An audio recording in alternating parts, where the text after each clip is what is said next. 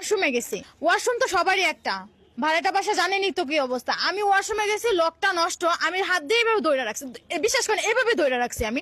সে এসে ঠাস করে দরজা ধাক্কা দিছে, তাহলে পুরোটা দরজা খুলে যাবে না? আমি তো একটা মেয়ে মানুষ, সে ছেলে মানুষ কিভাবে ওইখানে ঢুকলো? তার কি লজ্জা শরম না? সে কি একটা কাশন দিতে বলো এভাবে করে কাশতে পারতো?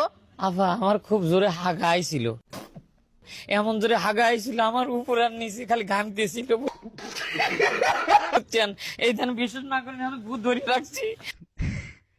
এমন অবস্থা, আমার মনে করছে হাগার চোদনে বাঁচতেছি না। আমি কি জানি সে ভিতরে রয়েছে, আর ভিতরে থাকবি সে খিল আটকা দিবি লয়।